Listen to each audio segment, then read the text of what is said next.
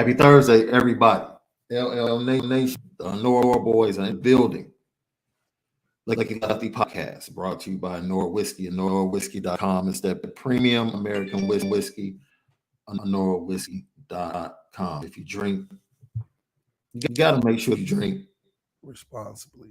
You got people call you Hollywood, bro. No, not me. We here. We ready to rock. Talk about this Notre Dame football game this weekend. And Shaun, let me tell you, I don't like oranges. So there we go. You don't like oranges? Orange bowls? Hold on. Oranges, orange bowl, orange drink. None of it. It's not good. It's not good for us right now. We gotta get the vitamin C out of our diet. We got too much of it. I'm trying to think. I like the orange Skittle. I like the orange Starburst. The creamsicle. That cream, hey. Yeah. Yeah, that was my first love with the orange. I do like orange sherbet. Very good. Other than that, I'll take strawberry over the orange Fanta. Orange does look good on my complexion, though, bro. So I you know, it's the colors that bring it out. That's what it is. So, let's get into it, man. You ready for your 3 keys? Ready to go.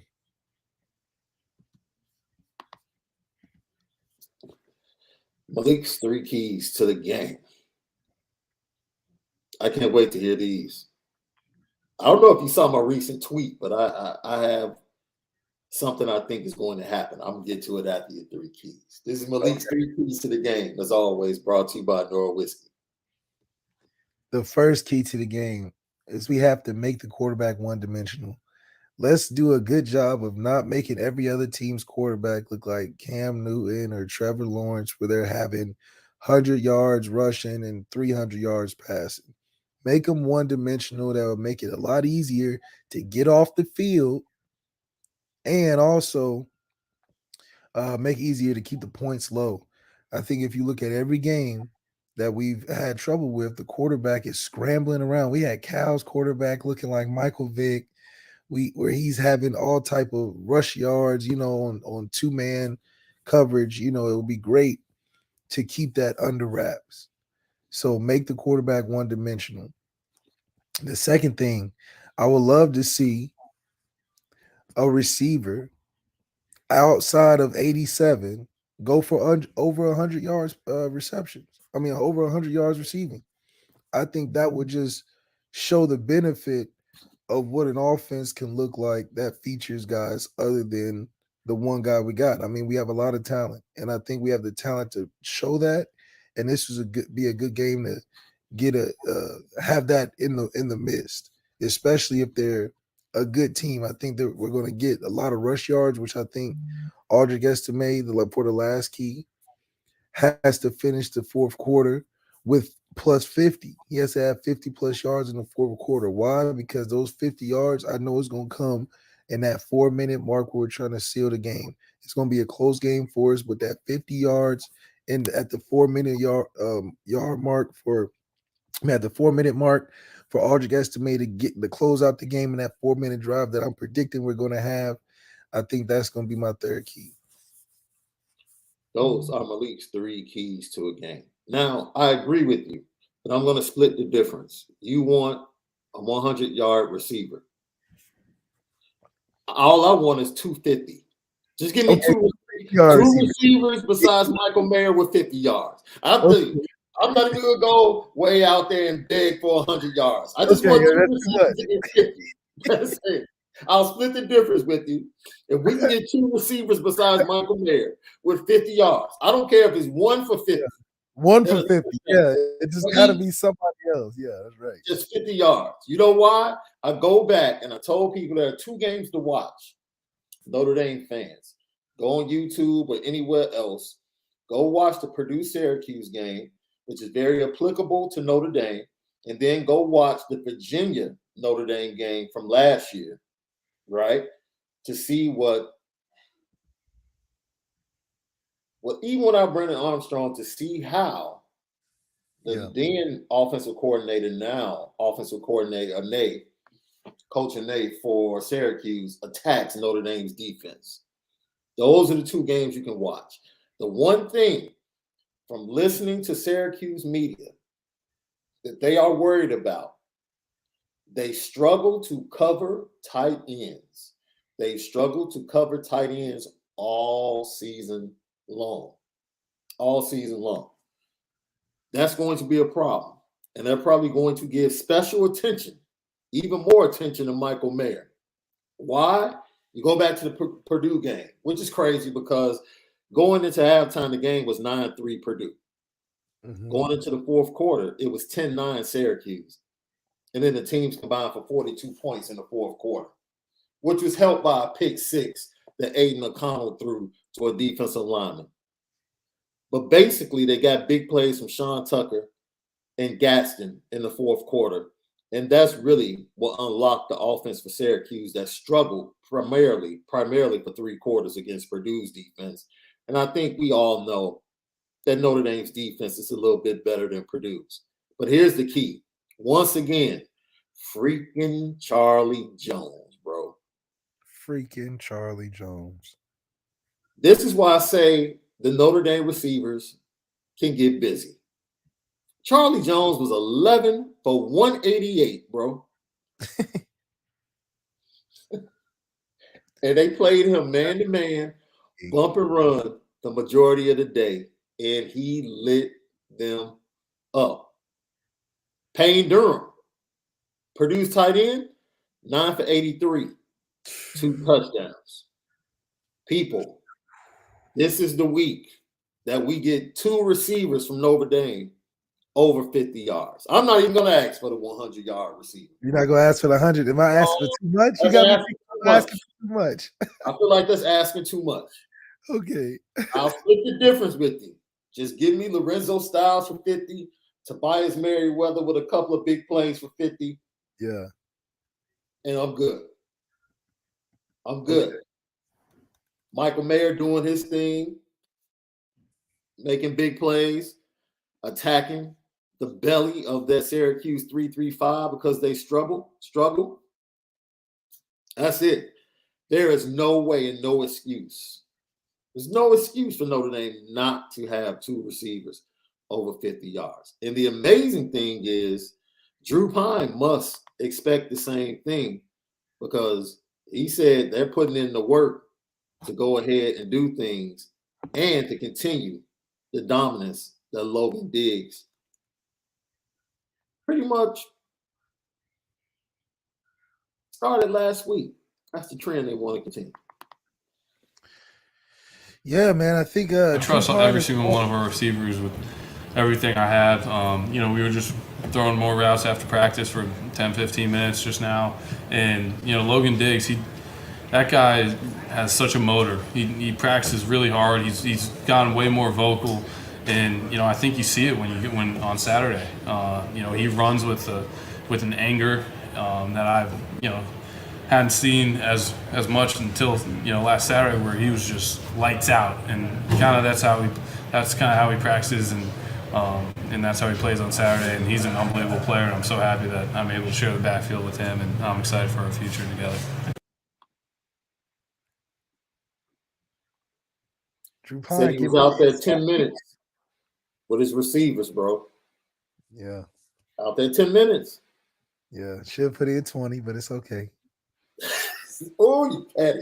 You're on the petty train, bro. You're on the petty train. 10 minutes is great. 10 minutes you are relentless. No. 10 minutes is great. It's great because it's just doing the extra, doing the next step. Why is Harry Heastand's group get better throughout the season? Because pre-practice they're out there and post-practice they're out there for 10, 15, 20, sometimes 30 to an hour with Heastan. But those extra minutes pile up. and they continue to add to the chemistry and what you're working on, and it's going to show up. It's going to have some results in the game, hopefully, but it all comes down to Drew's comfortability in the game with the situation. If it's a tight game, is he going to be able to get out of that comfort zone of forcing it to 87, or is he going to use those extra minutes of practice to trust those other guys? And that's what the result should be from this extra time he's spending. But damn, you a senior now, just doing it now?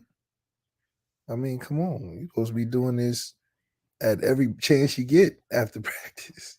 If you dedicate on that level, like I know I was trying to throw rocks, footballs, whatever it took after practice and before practice, because you gotta in your mind always stay on course of continuing to get better. Yeah, absolutely. It's good to hear though, right? It's good to hear. I think the players understand what's being said. The frustration, we talked about it. There's frustration in that wide receiver room. I think they expect to do better. Marcus Freeman and the coaches expect more from them. And it's a mixed bag of emotions. A lot of finger pointing that could be going on. But the one thing you can do is put in the work. Like, regardless of what everyone else is saying, put in the work. That's something Logan Diggs said that got him to that point to be able to put up the numbers he put up last week when they pulled Aldridge because of his continued fumbling. Just work, man. That's all you can do. You say 20 minutes. 10 minutes is, if you're working with multiple wide receivers, 10 minutes is an abbreviated amount of time. That is an abbreviated amount of time. But those are the stuff you need to be doing when you're going through the QB battle, when you're going through camp, when you're going through spring and just opportunities to get it in, And for Logan Diggs, it's great to see, him find him that niche on the team. We talked about it beginning of the season. His frustration, in the spring as well, his frustration of not finding a role where he can get the football. Things are opening up for him, Aldrich's going through what he's going through. Chris Tyree is sparingly putting there. Logan Diggs found his opportunity and he took advantage, man. I think all the attributes that Drew is complimenting Logan Diggs with, I think he already had that. I just think it just, when you get covered like you do with the amount of talent and fanfare and the media attention and coaches' favorites at the time, can cover you up, but you're still a diamond in the rough. He was going through some injuries, some nagging stuff, and it don't take many games to have bad before you start getting in your own head at Notre Dame, just because of the opportunities can feel few and far between, just because of the nature of the place you're at. But I think he's, especially towards these next couple games and the end of the season, you're going to see a Logan Diggs that's getting stronger as the season goes on, because he can run between the tackles, run outside the tackles, and catch the football. He's the most versatile back that we have, or most complete back. I've said that before, but Aldrich should see that as motivation to be able to come back in and hold on to the damn ball. You're the biggest dude we got, so no excuse. And the Syracuse football program under Dino Babers has had an up and down existence, under his leadership. They've had some really good seasons where they've surprised a lot of people. And then they've had some down seasons. I mean, he was on the hot seat. Most people thought that Syracuse would step away from Dino Babers and hire a new coach this offseason, but they stuck with him. He's very well liked in the community, does a lot of work around the community, himself, his wife, his family, football players, married into his family. So he is locked in to that community and that program, and the players love him. But one thing that we will say, that you continue to say always, Saturday is nothing for Notre Dame players.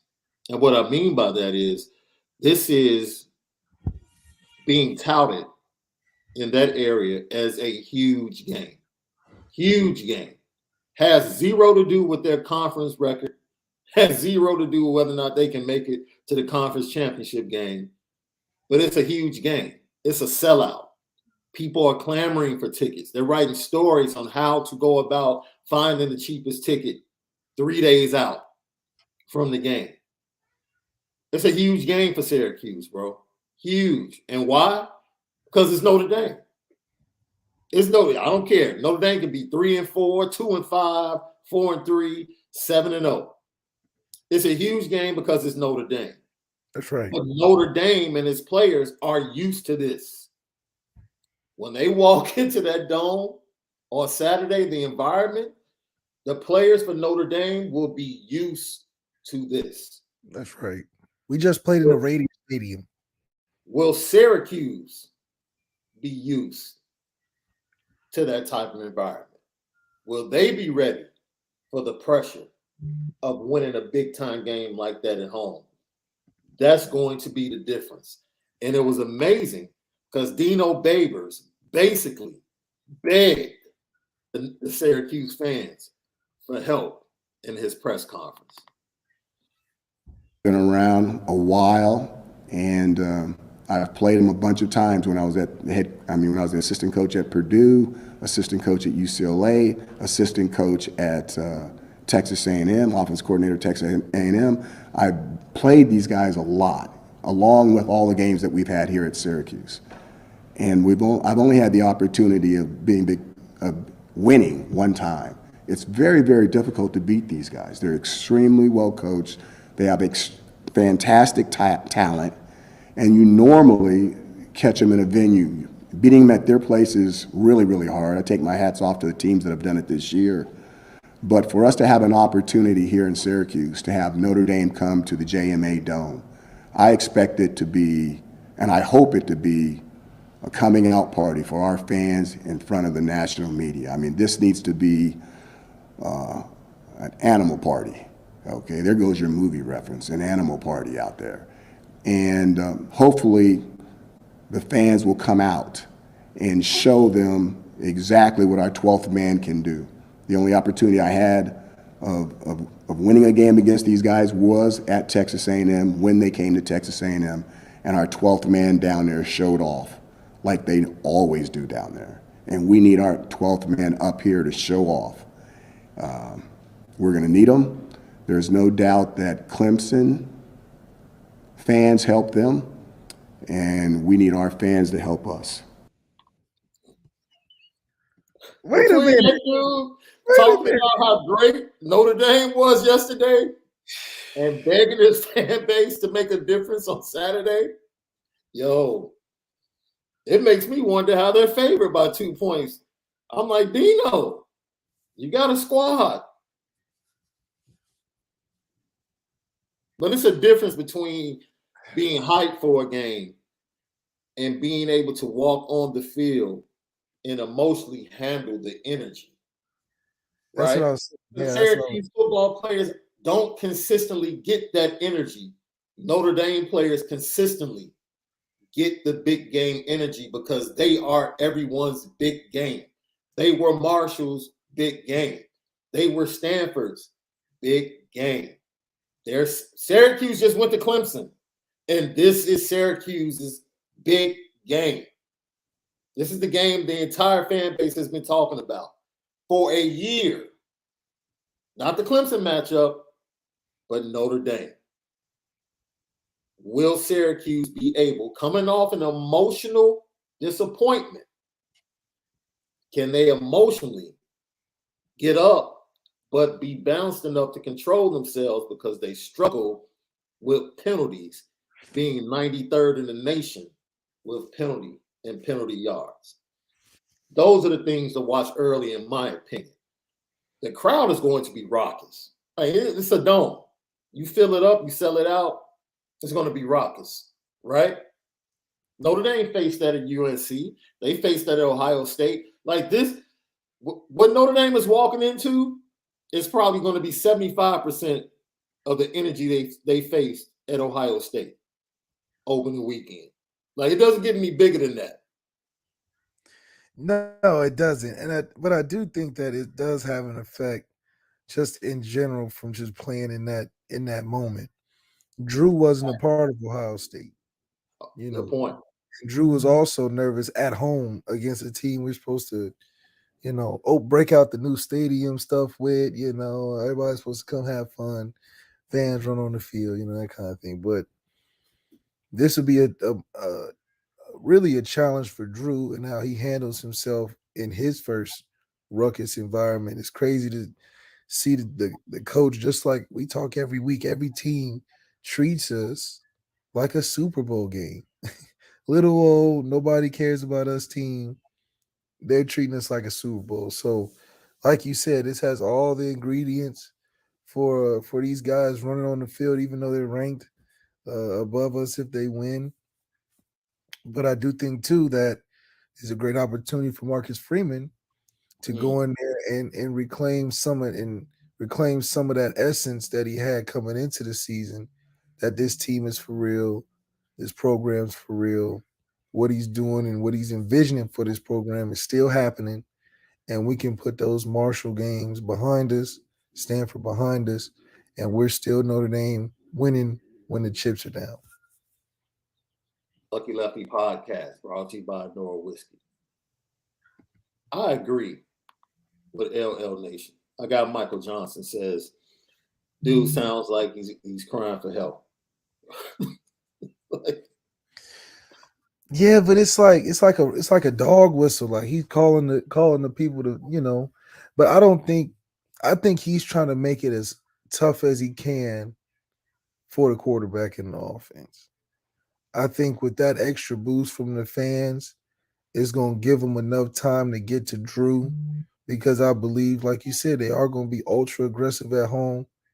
They're going to try to play a lot of man and really put the foot on us early. So it's important that our run game and Logan Diggs, especially playing the way he is, go in there and quiet the crowd early with some good tough runs or some explosive runs that can take the gut out of a defense early.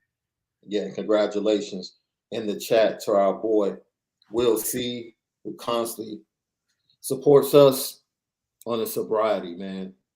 Keep praying for you, man. We're proud of you. Keep doing your thing.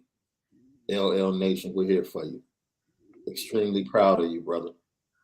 Absolutely. And tell your brother and your family we said what's up. Now, That's right. The 3-3-5 defense left. Let's dig into it, because if you watch them, what they do, they have really good safeties, really good active safeties. And their defensive back, the cornerbacks are okay, but their safeties are so good. And so they'll give you the 3-3-5 look, and then all of a sudden the safety will start walking down when you go into your cadence, right? Which is difficult because there is no cadence in this dome. You're going to be on silent count, right? That's right. So it's very important that Notre Dame finds a way to counter this, because they get their pressure coming off the edge. It's a 3-man front, and the 3-man front is smallish. Nose tackle is 265 left, right? So the pressure is going to come either from the safeties or the linebackers finding a way to come off the edge, stunts, loops, and different things. The looks that they give, pretty much they want to deter you from running the ball, and they want you to throw into their strength, right? Because they see, okay, it's 6 in the box at first look. And then when you get used to them walking the 2 safeties down to be about 7 yards off the ball, eventually you want to say to yourself, man, we should probably throw the ball. And it's really a trick. It's really a trick. They're trying to bait you into doing something that they want you to do, that they know is going to help them because of their smallish front, because it's a 3-3-5 setup. It's going to be very interesting to see whether or not Tommy can be patient. That's right. And you want to be able to take your shots. You know that they're going to try to send some pressure and force you to the strength, but this is a great chance for them to use the talent that we have at Notre Dame, a Tobias, a Braden Lindsay, a Lorenzo Styles, to use that talent that we recruited him for, that 5-star speed, to run past these guys when they're rotating in these blitzes. Give Drew opportunities to take shots. I think the more conservative he plays in a game like this, the worse it can be for us, because that's what Syracuse is banking on. They banking on the crowd noise. They banking on you can't communicate. They banking on you not executing. So you nickel and diamond people all day is playing right into what Syracuse wants you to do. Then they're going to start heating you up and getting you in positions where you're in 3rd and long. And we have to stay away from that. The way you calm all that down is you got to be able to slow them down with these deep shots and these play action shots that we got guys that can do it. We just got to execute it. Yeah, players to watch. I watched the Clemson game. Mikael Jones, linebacker for them. He's very active, very fast. I think he had the score against Syracuse, if I'm not mistaken. And then you have to have on the defensive line a kid like Kavon Darton, who gets pressure, and they look to him to put pressure on the quarterback. These are the guys that you're going to have to watch. And like I said, they're two safeties, man. They're very active. They come down into the box. They stay back in coverage, even though they struggle. Now, when you have a defense like that, you would think with 5 DBs left that they would be much better at defending the tight end. Why do you think they struggle defending the tight end the way they do, even though they deploy 5 defensive backs? I think a lot of time you get 5 defensive backs, they all get caught staring at the quarterback, and then you lose track of positioning and getting around or in front of the tight end. I think a lot of it is just positioning. The DBs and those 5 believe that they have the speed to keep up with any tight end. But at the end of the day, you got to be able to body the tight end and position yourself in front of the tight end or however to break up the football. Is one thing to be there, but then there's nothing to play through the receiver or the tight end. And they're big. You know, the guys from Purdue, the guy that we have, 87, and Michael Mayer, these aren't small guys. So as a DB, yeah, you're there, but you got to be able to break up the football through a guy that's probably 100 pounds heavier than you. And that's not an easy matchup unless you're focused in on not staring at the quarterback and you're really locked in on the man. Sometimes you can't do nothing about it. It's just a bigger guy. And like you said, man, they were up 10 on Purdue late in the 4th quarter, and Purdue went tempo. And when Purdue went tempo, you know, Charlie Jones comes up with a 55-yard man-to-man. I don't know why they just left Charlie Jones man-to-man. He was killing them all day. In the 4th quarter, up 10, man-to-man on the outside, he burns you for a 55-yard touchdown. So it's going to be and Coach White has done a great job as the defensive coordinator. But they have leaks. Yeah. Defensively in the passing game. And you look at the stats and you say 13 points per game, you know, top 20 pass defense, but they have leaks in the passing game, starting with the coverage on the tight ends. And if you have some players, and once again, you tell me who it falls upon this week, because I'm asking for 250-yard receivers this week. You're asking for 1 over 100 yards. Charlie Jones, speedy receiver, did his thing. Braden Lindsay is a speedy receiver. If they're going to go one-on-one, he's going to get opportunities to make big plays. You have to connect on the opportunities. Yeah. Byron Merriweather is going to get an opportunity. You have to connect on the opportunities. If Aiden O'Connell was able to do it, Drew Pine should be very capable of doing the same thing. That's right. That's right. Drew Pine should be capable against this defense to go out there and make plays. And the good thing about every week is that we have guys that can go out there and make plays. It's not like Drew is going against a team with no weapons. You know, then we could play the Drew needs help sympathy card. But right now, he has the guys capable of doing everything we need necessary. He's got to pull the trigger and doing things like he's doing, going after practice, staying around the guys, keeping the guys focused in mind on what the task is and what they want to do and succeed. I think it's going to spell for greatness in a situation where we're gonna have to come up with a lot of answers if we want to win this game. Now, let's not get too far away from who Notre Dame is, right? We're talking wide receivers, and we're asking the wide receiver core to step up because there's a tremendous opportunity lying right there at their feet with the way this 3-3-5 is deployed at Syracuse. You have the opportunity to make big plays. Can they do that with Drew Pine? But these 3 running backs in this offensive line is the face of Notre Dame football in 2022. Don't get it twisted. And if you forgot, or maybe you didn't know that, let me just replay Dino Babers talking about Notre Dame in his press conference and who they are. And fabulous team, outstanding offensive personnel. Their tight ends and NFL tight end. Their defense is just as good as Clemson's. Okay, and that's not to talk bad about the offense. They have 3 tailbacks. They rotate 3 tailbacks. They've got a big bruiser. They got a shifty and they got a speed guy, and they are all good. And they are difficult to bring down behind that offensive line, which is always good. Notre Dame always has a big-time offensive line. Okay. And when they get the tight ends next to them, they have a tendency to be able to run the ball on anybody they want to. Let me tell you something, man. What he just described, if that team shows up in the dome, Syracuse is in trouble. Man, they're in trouble. They're gonna be in trouble if that team shows, because oh my goodness. You add that to what he said about the fans, man. We need these fans to show up, man. This is some mean reverse psychology, I tell you that. Exactly. That's exactly what he's trying to work. Reverse psychology. He got a master's in that or something. Man, I don't know how we're gonna win this game. It's gonna be real tough. And it's so bad. We need the fans to come in. Yo, fans, we really gonna need you.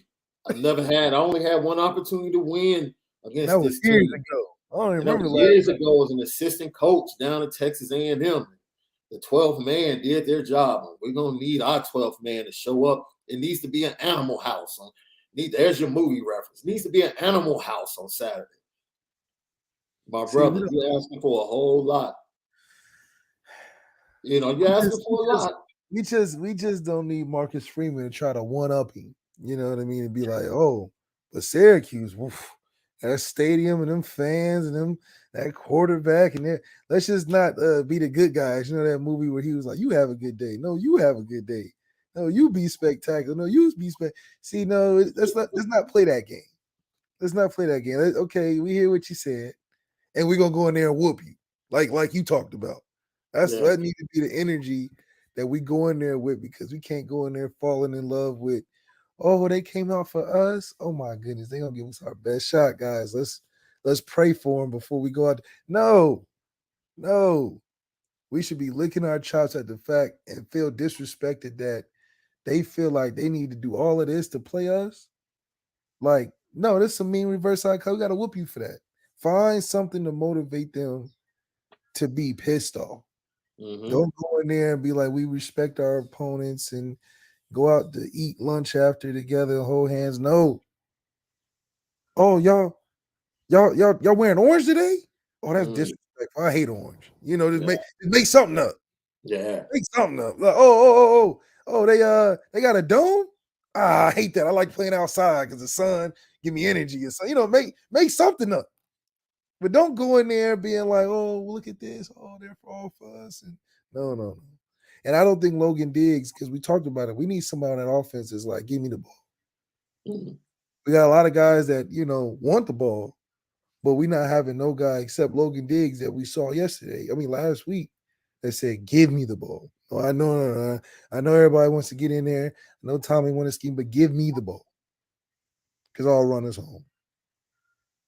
Lucky Lefty podcast. When we come back, is this the week Notre Dame unleashes the next Jeremiah Owusu-Koramoah on college football? We'll talk about it coming up. Lucky Lefty podcast. Ready, down, put.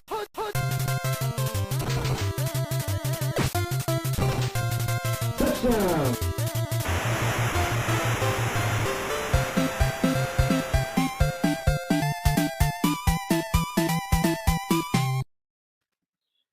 Mikey Lefty Podcast, brought to you by Onora Whisky, OnoraWhisky.com, that premium American whiskey, OnoraWhisky.com. We're going to get to your questions shortly.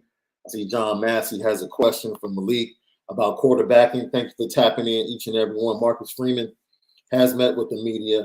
Earlier in the week, Coach Al Golden, in the sit-down session with the media, was able to unveil that Notre Dame came really close to unveiling the Jalen Sneed era against UNLV. We had heard he started getting more reps and he was on the come.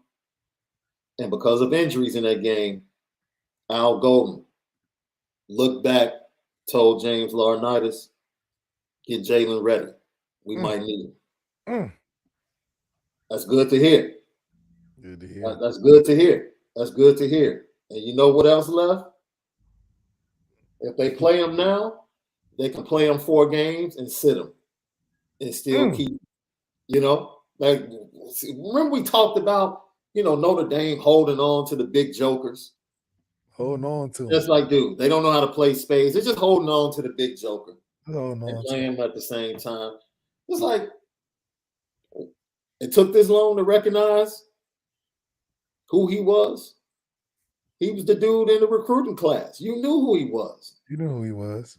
Now, he has been referred to, according to Marcus Freeman, he has been referred to by the coaches that stuck around from the previous regime as the next or just as good as or even better than that cat Owusu Koromor, who second-round pick, man, absolute. That's saying a lot. That's saying a lot. But if this defense ever needed, because the defense has played really good. Yes. But let's be honest, the defense has kind of leveled off. And even in leveling off, they still been pretty good. That's true. Isaiah Foskey is playing much better. You're getting more effort. Nana is playing so much better, even though he struggled. Gabriel Rubio, with each rep, gets better. Chris Smith has been a pleasant surprise. Howard Cross balled last week. Riley Mills, whether it's big end, inside the tackle position, it's been excellent this year. We don't have to talk about the DBs. This is the funny thing. LL Nation, you'll get a kick out of this. I listened to a couple of Syracuse podcasts this week. They kind of have the same thing in their passing game. They only have one receiver that's really getting the most targets and producing. And that's Gaston, right? Everybody else is struggling. Very similar to Notre Dame. And it's amazing that they said you can make some hay against this Notre Dame secondary. And I'm saying to myself, what games have you been watching? Yeah. We can make some hay against this Notre Dame secondary. They have no star power. That was the exact phrase. They have no star power. I said, they're not watching. I said, okay. You know what? Well, back there if you want to. I said, okay, go ahead. You only have one receiver, but you want to talk about making hay in the passing game. That's real crazy. I stopped myself. I said, because it's kind of like what we're trying to do, talking about the opportunity that's before the Notre Dame wide receivers. Yeah, straight up. I got to chuckle out of it. Is this Spider-Man looking at Spider-Man? Yeah, but our DBs are better. Keep the buck. Our DBs are better. And Marcus Freeman also talked about Brandon Joseph is much better. He was limited in practice, played limited snaps last week. He's been dealing with an injury, they said, for a couple of games. And it got worse last week, but he's better. So he should see more action. DJ Brown had a tough game. And it's just what it is. It is what it is. If he's not going to come up in the box, hit people and make tackles, because he's not good in space, he's not really good in coverage, you have to be that dude. The rangy guy. You ask Houston Griffiths to be the rangy guy. You ask Brandon Joseph to be the rangy guy. But those guys have to be solid. But between Tariq Bracy Benjamin Morrison, Jaden Mickey's a game time decision, and Cam Hart, even with Cam Hart not playing up to the level we expected of him, and Clarence Lewis, the collection of our defensive backs are much better than the defensive backs that Syracuse has. And Syracuse might be down their top 2 defensive backs due to injury going into this game. Yeah. Which would be a problem. That's definitely going to be challenging. But that, once again, does that tempt Tommy to throw the ball more than he really has to win this game? That's the temptation. That's the temptation, yeah. 3-3-5. You look at this and you say to yourself, we should be able to throw the ball against this defense. Fight that temptation. Run the rock. Run the rock. Run the rock. Punish these dudes. Punish them. And then go play action and take your shots. And then go play, exactly. Then go play action. Let's get to this question from, let's see, John Massey. Malik, as a quarterback and coach, what's Drew's issue on these passes where he misses an open guy or overthrows it by 15 yards? Is it nerves? I know his arm isn't good, but it can't be that bad. I mean, there's many reasons. It can be a technique issue. It could just be, it can be too open sometimes, where you overthink it and you overthrow it or underthrow it, or you want to throw so bad you hold on to it too tight and you throw a dirt ball because you're trying to guide the ball in there instead of just throwing it. So there's many different things, especially if your eyes and your feet are bad. If your eyes are ahead of your feet, you see something open, but your feet aren't there yet because you're looking ahead without bringing your feet with you. Then you can, throw it behind them or in the dirt. It can be inaccurate. So it could be technique. It could be seeing it late, or it can just be a nerve thing. So regardless of what it is, it's not getting done consistently enough if you comment about it. So I think those 10 minutes after practice is what's going to tie that thing up for you. And so we can get some of those passes completed because we need them. I need him to loosen up, Left. Yeah. Because I think you miss plays like that when you're tight. Yeah. Loosen up, man. These dudes in front of you and the dudes behind you, that's the reason you're going to win. Stop putting so much pressure on yourself. That's right. All we need you to do is hit the open receivers when they're open. That open seam route, hit that. Braden Lindsey wide open, hit that. Make the plays that you have to. Going back to what Tommy told him in the first half against Cal. Just do your job, man. Do your job, bro. I'm feeling like that you have to do so much. You don't. We gave the baseline 220, 2 touchdowns, no interceptions. You do that, Drew, you're beating basically every team on the schedule. Yeah. That's it. That's it. And when he had the North Carolina game and when he threw for 280 against BYU, it was almost like, hey, we don't have to reset expectations. You exceeded them. You played well. Come on back. Let's relax. The baseline is 220, 2 touchdowns, no turnovers. We get that. Let the big boys do their job and let this 3-headed monster behind you do their job. We'll be straight. We're straight. We're straight. Coordinator has to help him out, though. Got to help him out. Stop asking him to do stuff that you know that's not in his wheelhouse. Stop asking him to do things that you know is not in his wheelhouse. That is something that if it ever becomes or comes together at the same time, it actually might be scary how good this offense could be. Yeah. If you get good play calling and good Drew Pine consistently for the rest of the season, you might see some really good things from this Notre Dame offense. And I know that's hard for people to really buy into based upon what we've seen. Yeah, just based upon what we've seen. I get it. With all the movement, would you be tempted to go 21 personnel and confuse them with your running backs, maybe coming across, running wheel routes? As much as they like to bring the safeties down, and then loop that linebackers to the outside. I mean, I would like to avoid 12 just because I want to feature more of our skill players. I believe in them, and I think they can have a really good game if we stick with them. I just think it'd get tight if it'd just get tight, if we start going too much 12 and we start slowing the game down and getting 3 and outs and stuff. I think just staying always a threat with having 3 receivers and the possibilities, I think, will help get some more points on the board. So that's just my opinion.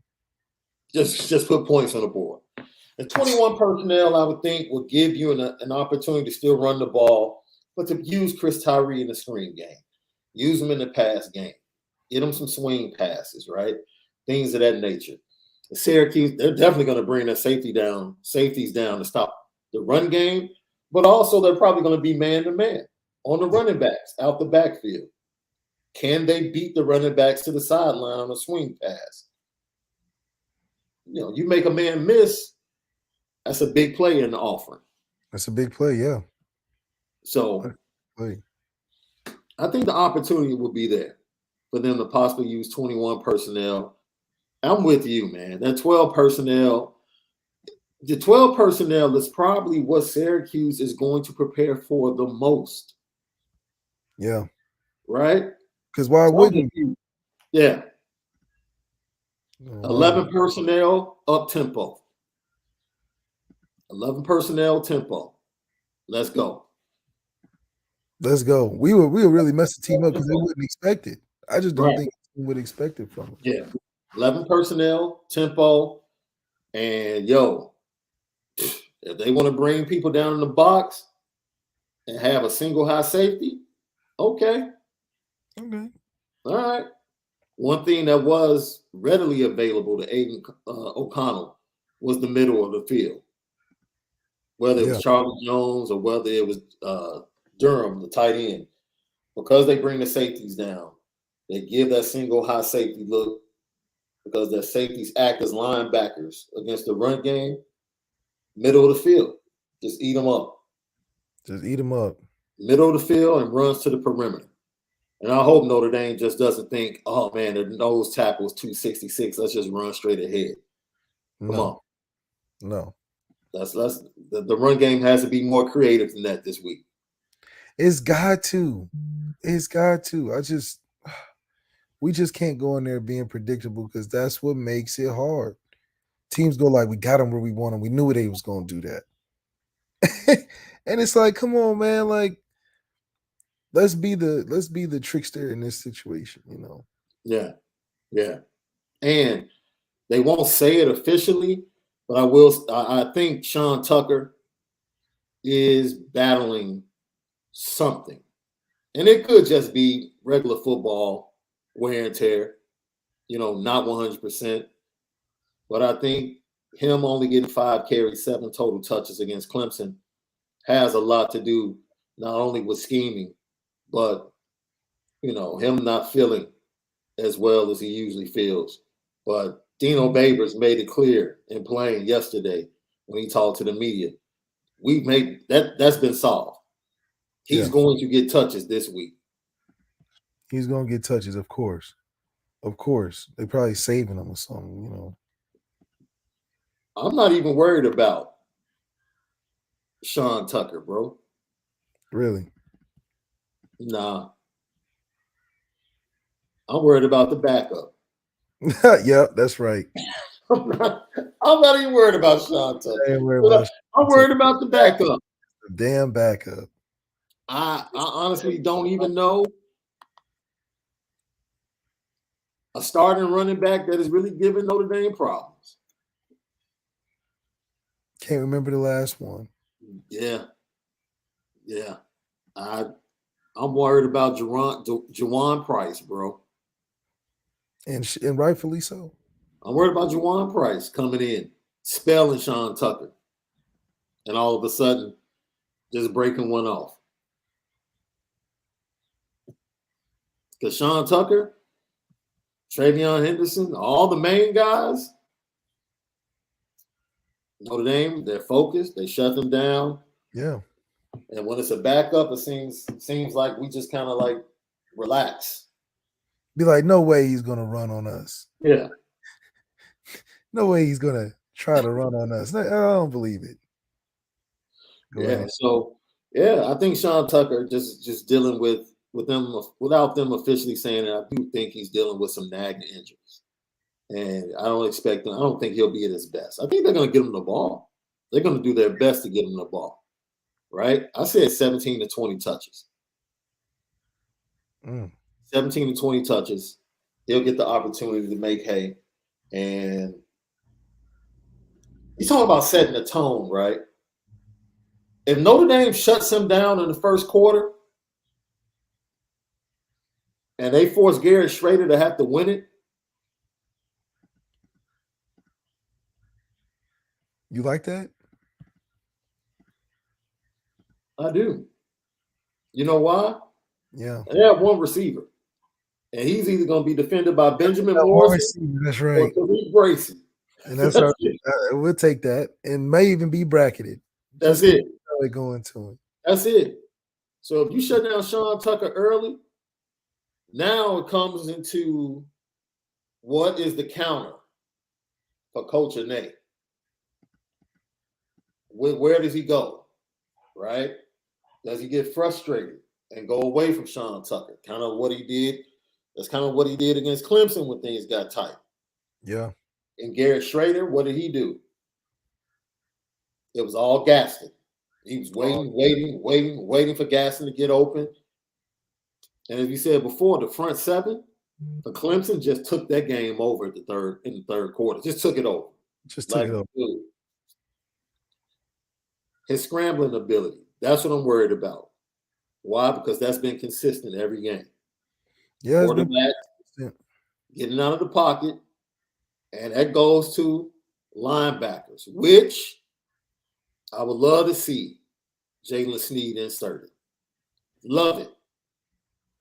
I don't care if you tell him spy. That's all you do is spy in passing situations. Spy that quarterback. That's all we want you to do. Spy the quarterback.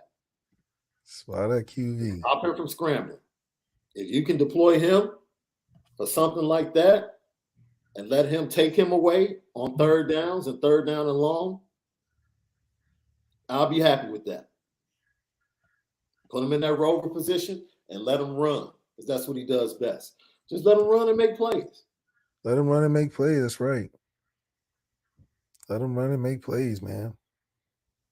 Because we can do that. Yeah, we got the ability for that. So, Jay, take shots downfield to Tobias and Cozy. Man, that cat Deion Cozy. Man, doesn't spell good. I tell you that. Let their defense know ND has weapons to take the top off their defense. Get those safeties to play more in the passing game and out of the box. Once again, Charlie Jones, bro. Charlie Jones, man. That's all you need to know. Was 11 for 185, 188 against these dudes. Charlie Jones. Charlie Jones. Charlie, that darn Charlie Jones, man. Whew. All right. That's why I go ahead and say I think we can get 2 wide receivers. I'm going to go ahead and choose the wide receivers, bro. Really? Choose your 100-yard receiver. Go ahead. My 100-yard receiver, I go with Styles, man. I think Styles got to break out. This is Styles' game to break out. I think this is it right here. So you think Lorenzo Styles Jr. breaks out? Yeah, he's been catching some close ones. I think he grabbed it this time. He's had the dropsies recently. So you're right. If he actually catches the ball, maybe he steps up and gets 100 yards for the wide receiving corps. But I'm going to say he gets over 50 for sure. Over 50? Okay. And my second 50-yard receiver, I want to say Tobias, but if I say Tobias, I'm basically saying he has a big play. One Right. big play. Yeah, right? you only count him for like. Because I don't trust he's going to get enough opportunity. Mm-mm. So either I'm betting that he's going to make one big play.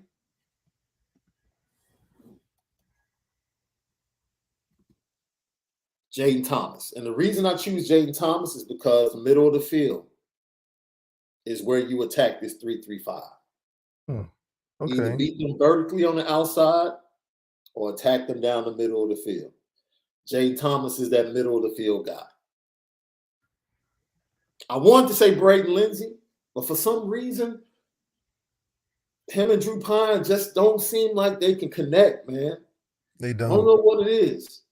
It just But does. we've seen Drew Pine connect with Jaden Thomas. He has. That's right. true. So I'm going to say Styles and Thomas both get 50 yards. And then I think Michael Mayer will come in like 7 catches for 90. Somewhere in that range. 7 for 90. Touchdown. 90, yeah. Yeah. Yeah. Oh, man, so frustrating because this team has weapons, man. They got weapons. They have weapons. They have weapons. You know, Tommy, he has to be better at being 007. You know what I mean? You ever played? You played 007, right? Yep. So you know, he has a variety of weapons he can go to. You know, the PP7 is his main one. You know, but when he walks into something and he has guys with Uzi shooting at him from a distance, you can't use the PP7. You got to go to the scope. You got to go to something with the scope. Gamer right now. Absolutely. So you can take them out from a distance. You know, stay behind cover.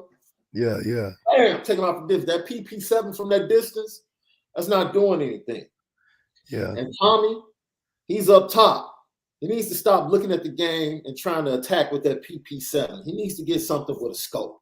Get something. I don't think he's really, I don't really think he's seeing things the right way. He needs to go ahead and change. Get a little closer. Yeah. I like that. I like that 007 reference there. And he can do it. We believe in him and everything. It's just like it's a lot of different factors. I think the way you got there is just more expectations came with it. Now, if Marcus Freeman hired you and he said, Tommy's my guy, I need him in there. Yeah. I just feel criticism would be different. But the expectations that you damn near gave yourself by being hired, you know, secondarily almost, it just makes it seem like, okay, you were hired without question, so you got to come in here and produce the number one offense. Mm-hmm. So I just think that's where a lot of the we're not letting it slide comes in. I got Brian J. Irish. Off topic, should we be excited for the 23 wide receiver class if we see how Tobias is being used this year? Why would things change next year if Reese is still here? Well, I think that's a twofold question, but you can go ahead, bro. We should be excited because that shows Marcus Freeman can recruit and teams still believe. I mean, and guys still believe in what Marcus Freeman is trying to build. So I do think that's an encouraging thing to have, that we can still recruit with the offense that we're putting out there. I don't think that Tommy is a guy that stays the same, so I doubt that the offense would look like this next year. But then again, the trigger man will be different next year. So, like I said, the quarterback would make Tommy a happier guy. I think it make the fan base a happier guy. And it just shows you how hard college football is without the number one quarterback in the class. Yeah, and that's one of the things we wanted to touch on, and I can insert it right now.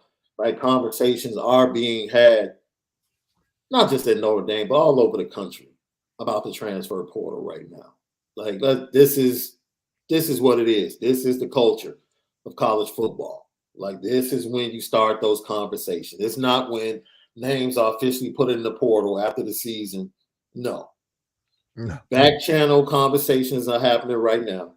Identification for those players in certain situations and positions are happening right now for teams all over the country. And I fully expect that the same thing is happening with this Notre Dame staff.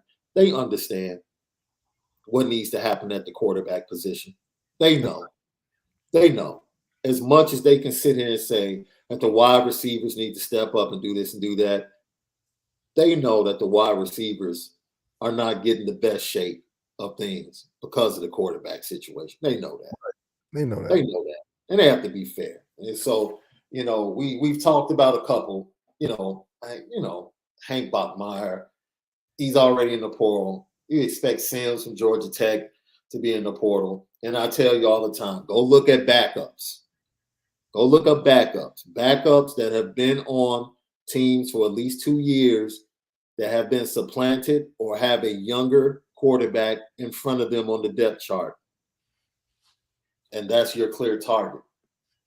That's your clear target, right? Whether it could be a school like Arkansas, who has a really good backup that's just not getting the opportunity behind KJ. Whether it could be Texas. It could be a situation even where Malachi Nelson doesn't want to wait behind Caleb Williams. I don't know if that applies to Notre Dame, but I'm just saying somebody might end up getting a 5-star quarterback just because of the situation. You can go to Clemson, where, a youngster might be elevated. There's another option that might come on. Then you might have someone that has a year of eligibility left, even though, they're at the program that they're at. And it might be a good program, but it's not Notre Dame. There's a couple guys like that in the ACC. Cal McCord seems to be the guy next for Ohio State. Who's been there behind him? Will they leave? Situation like that. Who transfers into a big-time program that might cause a guy to leave? Like Joe Burrow. Justin Fields comes in. Joe Burrow goes to LSU. It's a lot of different factors, right? So there are certain names. I tried to give as many hints as I could without giving names, but I'm saying those are the type of situations as you look across the landscape of college football. Those are the type of situations. Of course, Cade McNamara probably would be an option. Yeah, of course. And I'll just be honest. If Cade McNamara was quarterback in Notre Dame, with his leadership and reps, right? Because we had to break in 2 new starters that had never started before. Cade McNamara, with his experience as a college football playoff quarterback and winning the Big Ten, I think would elevate. I'm not about to sit here and say how much he would elevate the quarterback room, but it would be an improvement. It would. It would be. I think so. Shit. Look, Drew Pine is going to finish the season, but you come back in, most people in the building in South Bend think Tyler Buckner is a better quarterback than Drew Pine.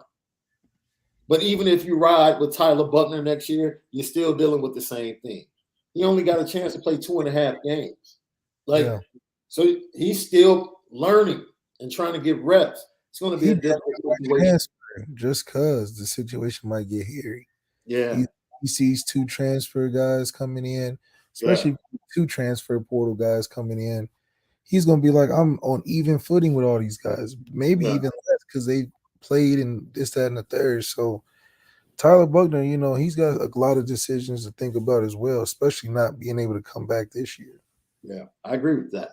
Maybe go back home to Stanford or some shit. Yeah. We're Not Marshall says, if I hear one more podcast that says we have speed and weapons, You need to have the eyes checked. I haven't seen the speed nor the weapons.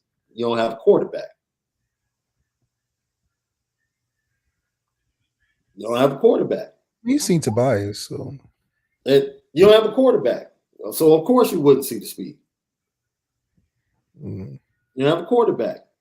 I feel bad. I feel bad for Braden. Because Braden has beat just about every defensive back that he's faced this year deep. At least twice a game. At least twice. At least twice. And I'm sorry if you don't have like access to like film, coaches' film. Braden Lindsay has beaten every DB he's faced at least twice. Deep. Yeah. At least twice. And I think we have seen multiple times. I've seen it on film multiple times where Braden Lindsay and Lorenzo Styles have basically, after an incomplete pass or interception, have stood there wide open and showed their frustration on the field. Yeah. Literally. Either just threw their hands up, like, dude, what else do you want me to do? And that's why I think the lapse and focus for Lorenzo Styles Jr. has been there. Because I think he's frustrated. I think he's extremely frustrated. I think he understands the situation. You know, he was Tyler's favorite target. Yeah, especially being your quarterback's favorite guy. You feeling great coming into the season because you're like, I know I'm getting attempts. Yeah. He's like, I got no tie to this guy, and he ain't, you know, and on top of me not playing the best, I know I'm not getting many opportunities if I do drop it. Yeah. So it's just a bad mixture right now. Yeah. It's like, yo, when you see receivers, like we're watching it, man. It's like we're not feeding you propaganda. We don't even do that. We didn't do that. Like, if it was trash, we would tell you it's trash. Yes, we would. You know, we would. Like telling you, like, there are literally wide receivers after plays. Like, come on, man. And the thing about it too is that all our guys are one-on-one for the majority of the time. Yes. So it's like, what else do you want? All of the speed and talent is showcased best versus guess what? One-on-one. And we got one-on-one. So I don't know, man. I think in order, like you said, to see that talent flourish, just like when you saw Chase Claypool flourish is when he got Ben Roethlisberger. Like, what the? Ben Roethlisberger made Chase a rookie Pro Bowl player. Famous, the new Juju. Right. So now I guess the Pittsburgh Steelers don't have any speed or talent at wide receiver. Yeah. I guess they don't got nothing with Chase Claypool now because him and Jordan. What was up. Dude, I should have told you to text Chase as soon as they signed Mitch Trubisky. I was like, oh, this. Be like, you should. Miles messed up. Miles left Baltimore to go thinking he gonna go there. That was a smart decision by Miles. He was like, yo, cats go to Pittsburgh and get busy. That's the track record. He should have been looking like Ben is 85 years old. He finna leave. Yeah. I bet you he didn't think they were going to sign Mitch Trubisky, though. I think anybody that's a Bears fan in this chat will tell you. No. Don't get that dude. No. Oh, no. I don't care if he beat Tom Brady. Tom Brady ain't playing that good this year, so. Lucky Lefty Podcast, the climb to 3,000. It's because of you, LL Nation. We appreciate you greatly. Subscribe, share, hit the like button. Let everybody know. Lucky Lefty Podcast, fastest growing podcast centered around Notre Dame football. It's almost college basketball season left. I'm amped. Yep. Mike Brady might have a decent squad this year. Might have a decent squad. Hey, that killer is Clark. Yeah, unfortunately, Clark is the man. That killer is in the NBA. You say what you want to say. That killer is in the NBA. Talking about the one that's playing for Chicago? Say it again. Talking about the guy that's playing for Chicago from Illinois? No. I'm talking about Notre Dame squad. Blake Oh, West. yeah. Oh, yeah. Oh, Blake yeah. is in the NBA. And our guy that plays for the Lakers now. What's his name? He played for Boston last year, went to the finals, and somehow he's on the Lakers right now. I forgot. That Lakers team stinks, bro. Look, don't. I know that's your boys' squad, but they're pretty bad right now, bro. They don't have shooters. They sabotage, bro, man. You know this. All right, here we go. You know what time it is. He's going down that rabbit hole. Petticoat.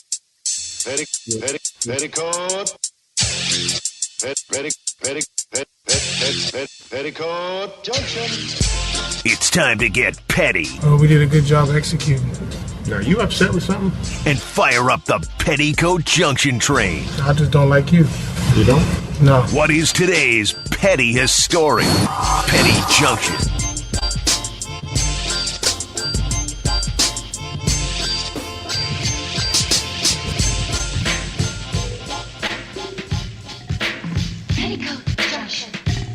Petty Junction, pettiest story of the day. Josh, you are right, my man. I did ask for that one. Brought to you by Nora Whisky and NoraWhisky.com and Premium American Whiskey and NoraWhisky.com. Russell Wilson. Hey, man, I don't know if you know this, but your legacy is fading away, bro. Fading away, quick. You're getting real close to being known as Sierra's husband, dude. Real close. But, I think he's okay with that. Because he sacrificed everything to be, and I mean, good grief. I'm going to put you on the petty train, dude, because the story is you were on the teams playing with everybody sleep. Exercising in the aisle, bro. Yeah. What are you doing, man? Doing high knees, though. Doing high knees, though. High knees, though. Doing high knees, man. What are you doing? What are you doing? What are you doing? What are you doing? Stop. I don't know. What's the solution for that? Just enjoy being.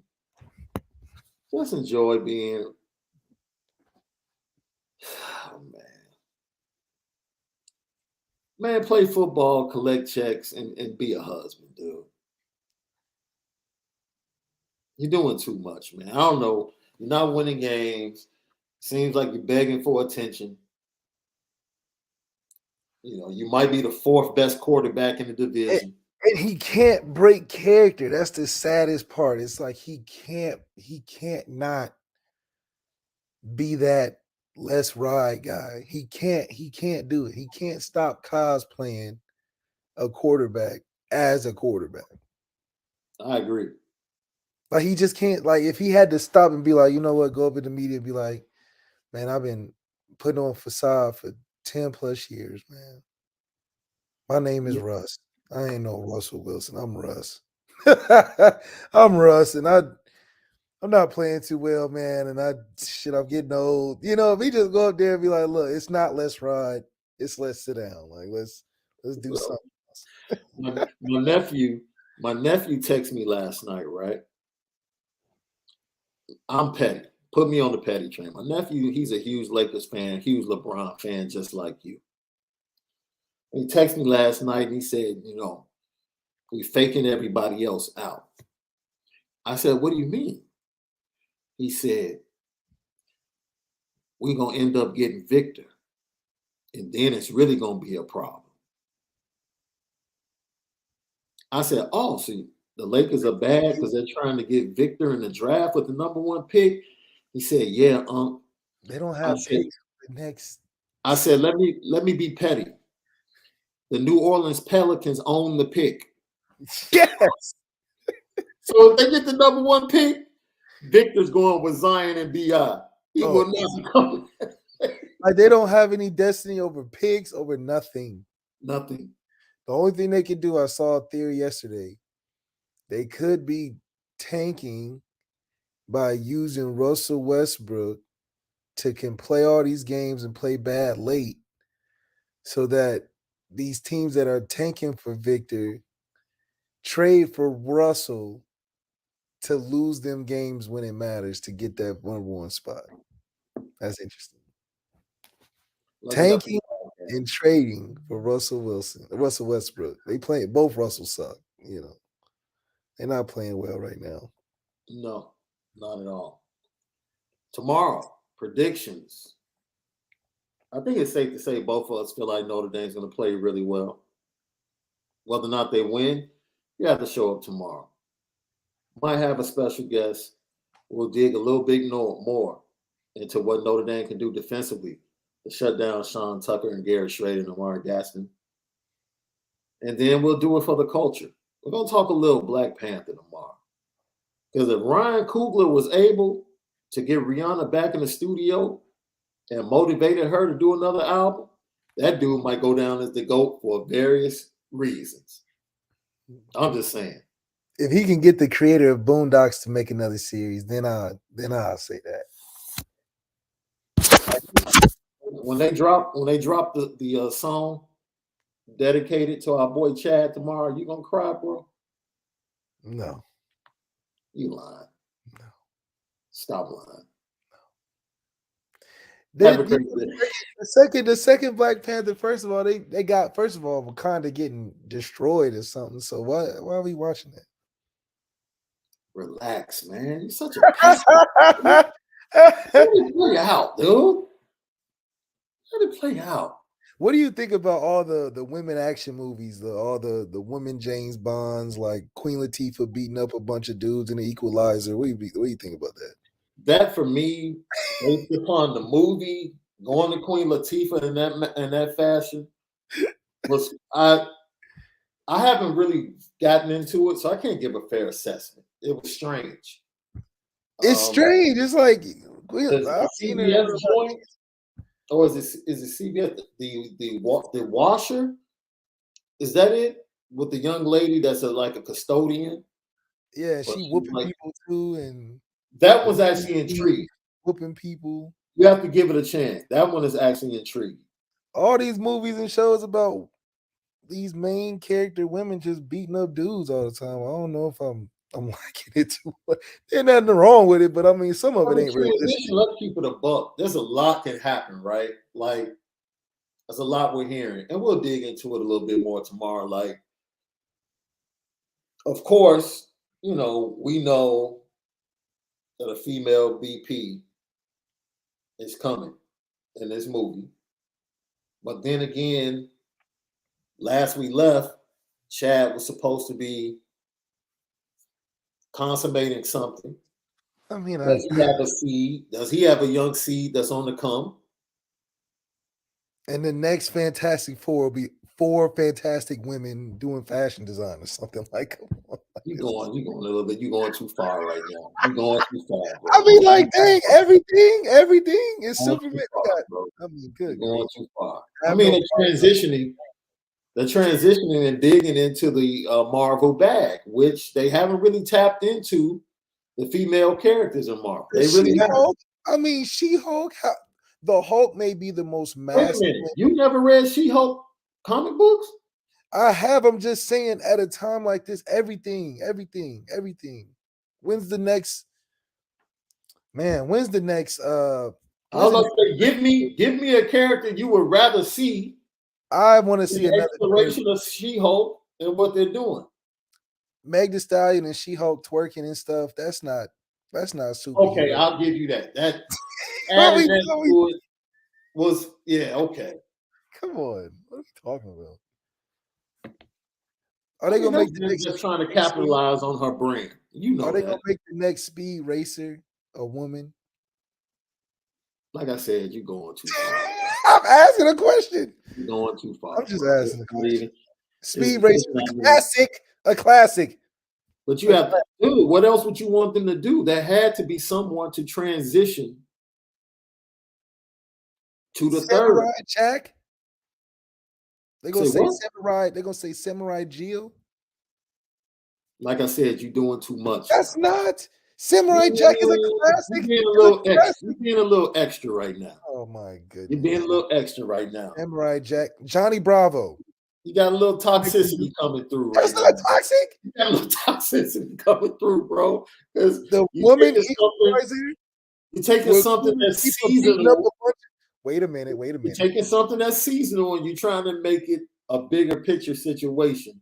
And I'm telling you, specifically for Black Panther, it's transitional and it's needed, and you need to relax. We were talking about a soundtrack in Rihanna, and you just went down you went down a rabbit hole and took an entirely different detour. It's not a rabbit hole. Yes. You know that Queen Latifah beating up dudes every Sunday evening on the Equalizer. It's something different. It's something different. Okay. I agree with you. That's all I'm saying. I agree with you on that. But for you to connect that to the transition within Black Panther and Wakanda Forever you're doing a lot. Okay. You're doing a lot. I said Wakanda getting destroyed is them doing a lot. You act like they did a full feature movie on She-Hulk. Like, dude, she was on Disney Plus. Relax for a series. But they cut the commercial of her twerking. They didn't cut the commercial of her busting through no walls, saving nobody. They cut it to her twerking. What? You know why? You know why? Because you have to why. Let's be honest. The same reason you have to go over the top to sell the WNBA. Because people don't give female projects the same chance they give other projects. Stop playing. You already know why they went over the top with Meg Thee Stallion for the promo. You already know. Not for no superhero movie. Who is the She-Hulk attracting by twerking on a superhero movie? Dude, Michael Johnson's telling you, relax, bro. Okay, whatever. Relax. All right. Relax. You're doing the most. Okay. We're talking about Black Panther. You just went on a 5-10 minute tirade. Dude, talking about the Equalizer and She-Hulk. Because you know, would you have watched that 10 years ago? No. Okay. So we can move on. As long as me and you agree that we wouldn't have watched that 10 years ago. Yeah. I see people in the chat saying we should have put Kanye on the petty train. If you want Kanye on the petty train, these two dudes aren't the right dudes. Ain't the right dudes. Because I'll go wear my easy stuff right now. Yeah, because we're not dudes that get caught up on like clips and promos. I watched all of it. So we listen to the entirety of things. And I mean, like, dang, how wrong is he if he got everything taken away from him? Clearly, all I'm saying is somebody must be writing this thing. Somebody in life, and this will apply to Notre Dame football. In life, you have to be able to chew the meat and spit out the bone. That's it. Everything is, you're not going to agree with everything someone says. You're not. But if you ignore people just for the fact that you don't agree with a little piece of what they're saying, and you just forget the override message. Enough to take all your stuff away from you? That's pretty crazy. I mean, his point was pretty much proven.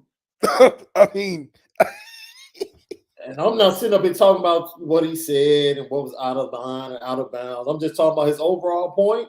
Was proven. Was pretty much proven over the last 2 days. And still being proven. Every day you look up, he got something else being. So I pray for him, man. He got $11 billion. Yeah, I pray. He pray for me.